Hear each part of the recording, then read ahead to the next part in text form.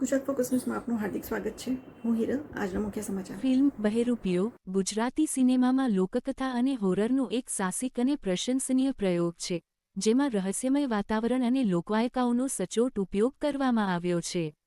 વાર્તાની ગતિ ક્યાંક ધીમી જણાય છે, પરંતુ મૌલિક ચૌહાણનો પ્રભાવશાળી અભિનય અને જયેશ મોરે કિંજલ રાજપ્રિયા જેવી સબળ સ્ટારકાસ્ટ ફિલ્મને અંત સુધી જકડી રાખે છે.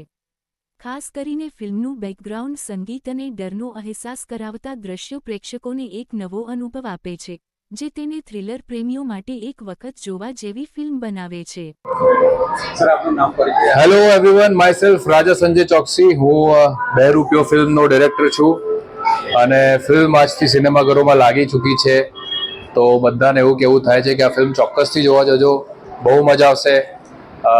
13+ US સર્ટિફિકેટ મળ્યું છે આ ફિલ્મને, જે છોકરાઓ પણ જોઈ શકે છે. 13+.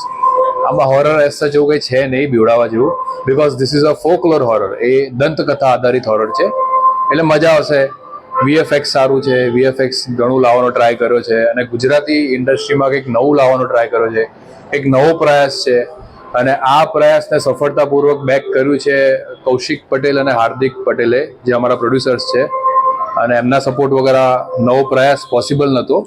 એટલે પ્લીઝ આ ફિલ્મ ચોક્કસથી જોવા આવજો. અમારી ટીમ વતીથી અમે બધાને કહીએ છીએ, પ્લીઝ ડુ કમ ફોર બહેરૂપિયો. બહેરૂપિયો આવી ગયો છે તો ચોક્કસથી આવવાનું થાય છે.